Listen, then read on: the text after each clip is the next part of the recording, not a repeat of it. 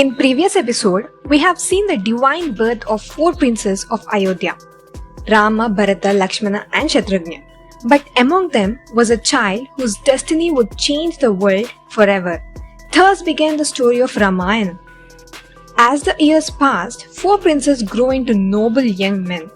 They became masters of Vedas, skilled in weaponry and beloved by the people of Ayodhya.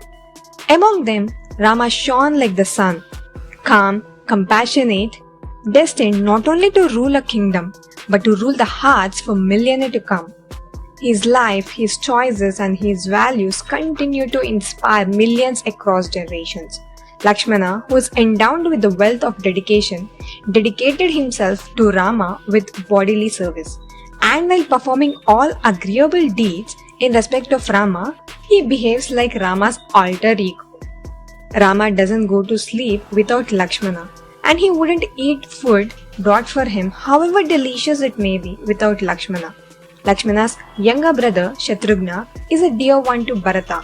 Like that, Bharata too held Shatrugna dearer than his own life. 2 years passed. One day, the highly powerful sage Vishwamitra arrived. King Dasharatha was glad and welcomed him with great pleasure. Then Vishwamitra inquired about well-being of king, city and about rural areas, friends and relatives. Then by seeing Vashishta, Vishwamitra also asked well-beings of sage Vashishta. King Dasharatha was very happy and feels blessed as if God himself has come. He asked Vishwamitra on which work you have arrived here and I will do whatever it takes to achieve the results. By hearing these humble words from Dasharatha, Vishwamitra felt pleasant and rejoiced. He said, I am doing Mahayagna and demons are disturbing it. At the very end of almost completed ritual, two well-trained demons named Maricha and Subahu are drenching the altar of fire with streams of meat and blood. So I myself have to get up from the middle of the ritual, which is not acceptable. I want you to spare the brave service to the elder son of yours, Rama. Even though a young boy, indeed he is capable of putting the end to the demons, and he will be protected by me as well.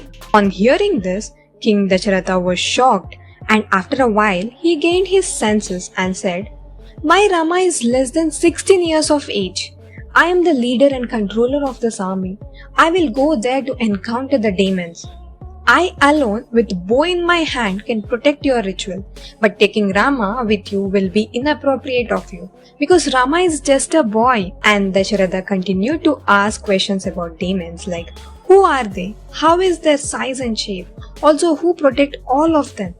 On hearing these questions, Vishwamitra replied, an extremely mighty and brave Rakshasa born in Pulasya dynasty. He is Ravana. He has a boon given by the Lord Brahma and accompanied by other demons. He is torturing the world. Ravana is a brother of Kubera and son of sage Vishrava. Ravana is not a destructor of this type of rituals, but these two Rakshasas called Maricha and Subahu are causing destruction to my ritual. Then Dasharatha said, I myself am not capable of standing against the evil-minded Ravana. Where is the question of sending my young Rama to confront him? Many gods, demons, celestial beings like Gandharvas, Yakshas are incapable to fight against Ravana.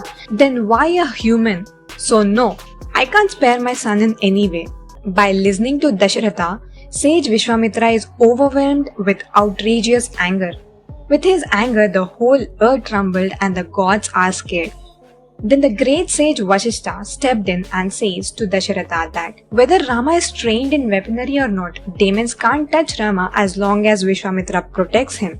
And Vashishta also describes the capabilities and knowledge of weaponaries of sage Vishwamitra. Vashishta also suggests that all these weapons will be given to Rama. Vishwamitra himself can control the demons, but he wants to give this chance to your son Rama. After listening to Vashishta, Dasharatha agrees to send Rama. King Dasharatha himself went and fetched Rama along with Lakshmana. Rama takes blessings of his mother Kausalya and then his father Dasharatha and then royal priest Vashishta. Dasharatha kisses his son Rama on forehead and entrusted him to Vishwamitra. And so, young Rama along with Lakshmana left Ayodhya under the guidance of sage Vishwamitra, stepping into the world beyond the palace for the first time. Rama and Lakshmana followed Vishwamitra, who was ahead of them, and it looked like Ashwini twin gods of unequal charm following Brahma, the forefather.